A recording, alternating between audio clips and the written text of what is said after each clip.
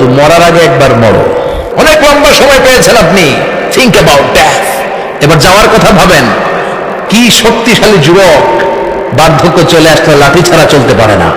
কাগজ বের করে একটু লিখো না কি কি ভালো কাজ করছিলা, যেগুলো দিয়ে নাজাতের ওসিলা হতে পারে। লিখে দেখো তোমার অবস্থাটা কি। এত মায়া, এত ভালোবাসা কই যাবে? কেউ থাকবে না, চলে যেতে হবে। এই কোলাহল, এই ব্যস্ততা, এগুলো থাকবে, থাকবো না আমি। লোভ, মরিচিকা, মায়াজাল, এই মায়াজালে আমরা আটকে আছি। ফলে মৃত্যুর কথা আমরা ভুলে গিয়েছি।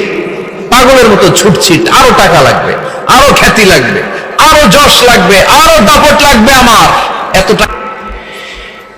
সাইয়েদনা ওমর ফারুক বলেছেন, মুতু ক্বাবলা আন তামুতু, মরার আগে একবার মরো।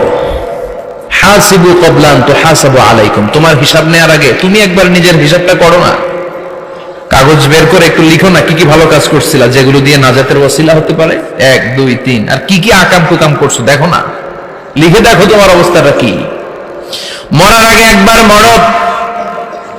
মরার আগে খাটের মধ্যে শুয়ে শটান করে চোখ বন্ধ করে একবার মরার ভান করে দেখেন কেমন লাগে। চোখটা বন্ধ করেন আর ভাবেন আপনি নাই, কি কি হতে পারে ভাবেন।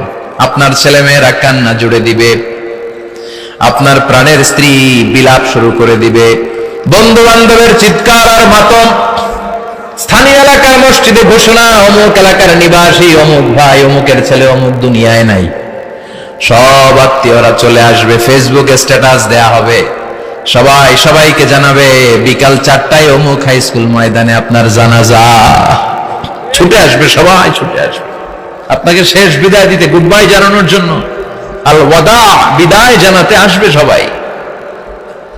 4 তাকবীর দিয়ে আপনার জানাজা হবে, অশ্রুসিক্ত জানাজায় আপনার বিদায় হবে। কাঠের খাটিয়ার মধ্যে করে কাঁধে তুলে আপনার কবরে নেওয়া হবে। আগে থেকে খুঁড়ে রাখা কবরটার মধ্যে আপনার বিছিয়ে দেয়া হবে। বাঁশের কচি দিয়ে তার উপরে মাটির চাপা দিয়ে সব চলে যাবে। ভাবেন না একবার চোখ বন্ধ করে, this is the circle of life, this is the nature of life. এটা সবার হবে, আমার হবে, আপনার হবে। এত মায়া, এত ভালোবাসা কই যাবে? কেউ থাকবে না, সবাই আপনার অন্ধকার কবরে রেখে দিয়ে চলে আসবে।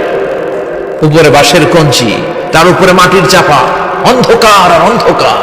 এই অন্ধকার যেন শেষ হতে চায় না। এজন্য আমাদের চলে যেতে হবে। দাদা গেল, চাচা গেল, মামা গেল, আমাদেরকেও যেতে হবে। জোরে কোন ঠিক কিনা? একদিন মাটির ভেতরে হবে ঘর।